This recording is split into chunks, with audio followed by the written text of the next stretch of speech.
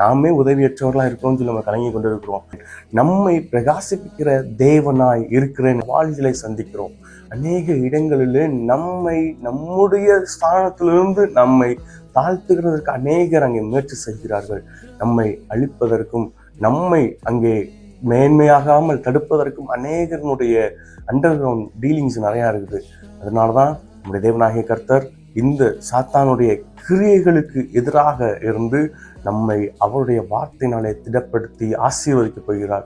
இன்றைக்கும் அவர் நம்மை பார்த்து கூறுகிற வார்த்தை என்ன அப்படின்னா, நான் உங்களை பிரகாசிப்பிக்கிற தேவனாய் இருக்கிறேன், நம்மை பிரகாசிப்பிக்கிற தேவனாய் இருக்கிறேன் என்று இன்றைக்கு நினைப்பட்டுகிறார். அதாவது ஒருவேளை இருளிலே நாம் இருக்கிறது போல இருக்கலாம், ஆனால் நம்மை பிரகாசிக்க செய்து நம்மை சுற்றிலும் அவர் வெளிச்சத்தை ஒளியை தரப்போகிறேன் என்கிறார். நம் மூலமாய் அநேகரை மீட்கப் போகிறேன் என்கிறார். நம்மை அநேகருக்கு இரட்சகராக மாற்றப் போகிறேன் என்கிறார். நாமே உதவியற்றவர்களாக இருக்கோம்னு சொல்லி நம்ம கலங்கி கொண்டிருக்கிறோம். ஆனால் கர்த்தர் நம்மை அநேகருக்கு உதவுகிறவர்களாய், அநேகரை மீட்கிறவர்களாய், அநேகரை உயர்த்துகிறவர்களாய் மாற்றப்பட போகிறேன் என்கிறார்.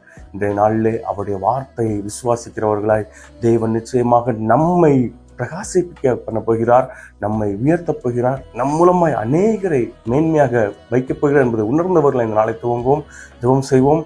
அன்பின் தேவனே, உங்களுடைய வார்த்தைகளுக்காக நன்றி. அப்பா, எங்களை பிரகாசிப்பிக்கிற தேவனாய் இருக்கிறேன்னு சொல்லியிருக்கீங்க. எங்களை நீங்க பிரகாசிப்பீங்க. எங்களை உங்களுடைய சமூகத்தில் அர்ப்பணிக்கிறோம். இந்த நாளை உங்களுடைய சமூகத்தில் அர்ப்பணிக்கிறோம். இயேசு கிறிஸ்துவின் நாமத்தில் பிதாவே, ஆமென். God bless you all.